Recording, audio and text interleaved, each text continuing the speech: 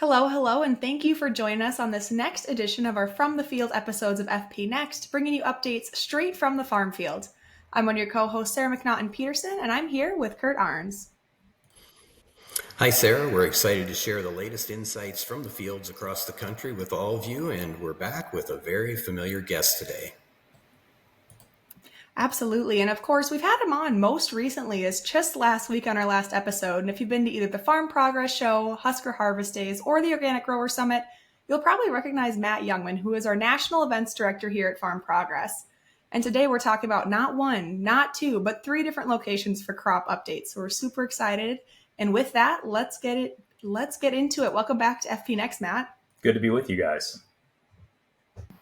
So, Matt, we talked a little bit in our last episode that we had with Mike, a little bit about your background, your farm there in Illinois. So why don't you give us just kind of an update on the ground conditions and your own farming experience, maybe on your Southern Illinois farm, but also maybe when you were young, where you grew up and that kind of thing, just to recap. Absolutely.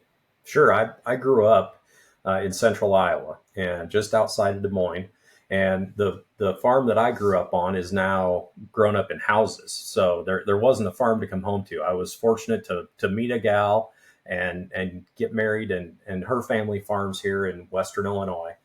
So the farming operation is my wife and my brother-in-law together. And we've got a few teammates that have been with us for a long time on the farm. And what I'm doing now, talking to you about work stuff, that's the real job. That's what we call it around here. But then in the spring, I run the seed tender to keep the planter rolling. And then in the fall, after the shows are over, I crawl into the cab of a grain cart tractor. You guys have probably seen conference calls with me in the cab of a tractor in the fall. And that keeps me pretty close to the business that we're in here. And I think it helps me on the real job in terms of being a farm show manager.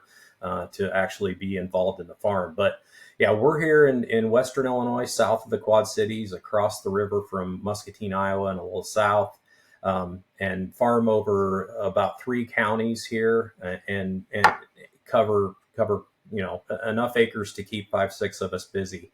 But the crop this year, the last 2 years have been incredible. Our corn and soybean yields were just incredible the previous 2 years. This year, it went in just as good, but it really stumbled, and it's pretty uneven.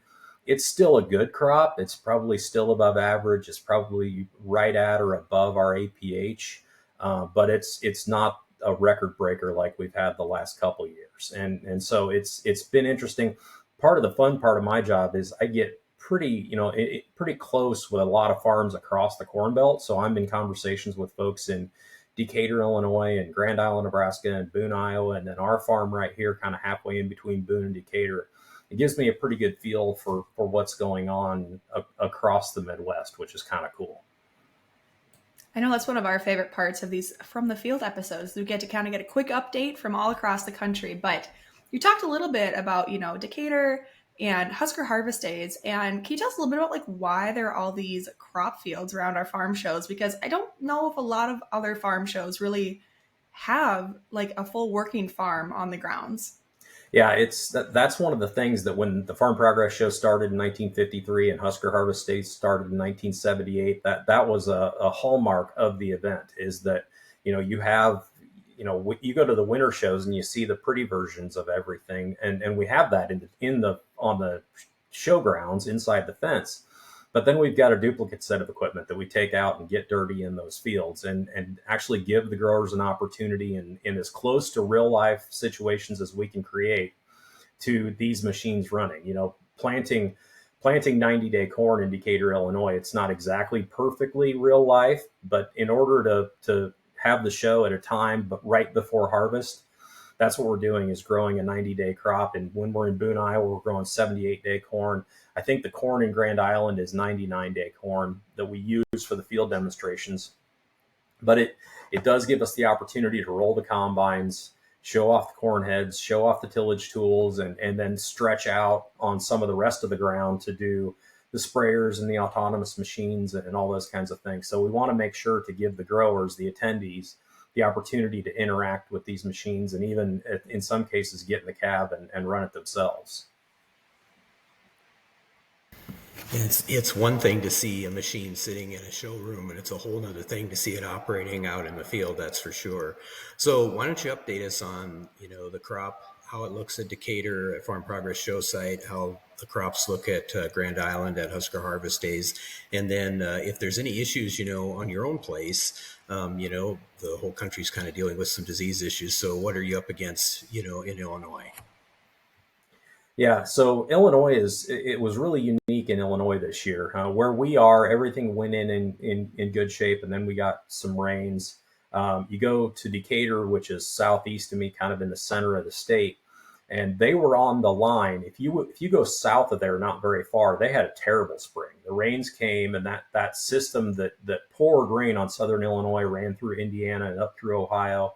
And those folks had a terrible time getting a crop, and some prevent plants south of Decatur. But in Decatur itself, they got our field demo corn all in by April 16th, I believe it was. And that was perfectly timed, got in good condition. And then it turned off dry, real dry and hot for about 5 weeks. And so it got a hot start. And I talked to David Bricks, one of our host farmers, yesterday, and he gave me an update.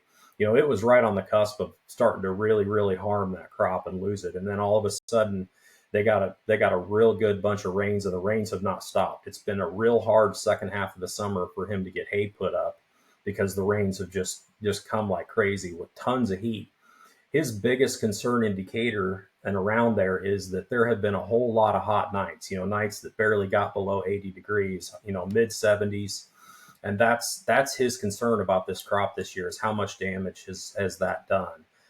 I would say here in Western Illinois, we have a similar concern, and we've gotten lots and lots of rain here in the second half of the summer. And disease pressure is, we're seeing pictures of some pretty significant disease pressure here. It was beautiful all the way through tassel and here into kernel fill. But there, the worry is that it's really going to crumble apart here with a lot of disease as we get towards the end of the season. And then I just spoke to Jason out in Grand Island. That all went in good condition. They got a lot of rain early. Normally, they fire the pivots and start caring for that crop with irrigation, and some of the chemicals, some of the fertility has to go on through those pivots, but it was so wet they couldn't run them. Now here in the second half, it's become maybe a little more normal, and they're running the pivots, they're doing the irrigation, and kind of treating the crop a little bit more normal, the way that they are used to it. Jason thinks his corn crop is pretty good. It's not a record breaker, but he's not very impressed with his bean crop right now. I think his corn crop is the highlight, and the bean crop is just kind of okay. And that's kind of the update that I got from Hall County, Nebraska. I know with one of our previous guests, they shared a lot about kind of that similar rain events that were happening through Illinois and into Indiana, and just talking about the tar spot and the diseases and the struggles a lot of those farmers were having. I mean, are there specific diseases you guys are watching out for, whether it's on your farm or at Decatur? Or, I mean, have you had pest issues? It seems like it's kind of a odd year, and you guys have gotten a lot of weather challenges thrown at you. Yeah, it has been it's been an odd year. And, like a lot of years, the Japanese beetles will be a big problem. And Japanese beetles, they flushed early this year, and they were not any kind of problem at all. But now it's northern leaf blight, and it's rust, and it's some gray leaf spot. Gray leaf spot isn't that big of a deal here, but it's the concern for that, all that wet, humid weather we've had, all the rainfall that is just fostering this environment to really degrade this crop here at the end. And that impacts test weight. That impacts how well the grain's going to store. And so a lot of those concerns, as well as, just generally the quality of the grain coming out, you kind of want to see it finish strong and have this awesome 62-pound test weight so that it stores really well and those kind of things. So we all wish we had a crystal ball looking forward the next few weeks, but if what are your yield goal expectations, at the show sites and then on your own farm? And then if you had to pick the the perfect weather going forward through harvest, what would it be? Well, it's kind of funny. I have these three different things that I care about, and so I want it to be super hot all the way through the summer, so that for sure the corn is ready to harvest, and we're good to go at the farm show sites, which we've gotten that. We are absolutely going to run demos at Farm Progress Show and Husker Harvest Days because we've gotten that heat.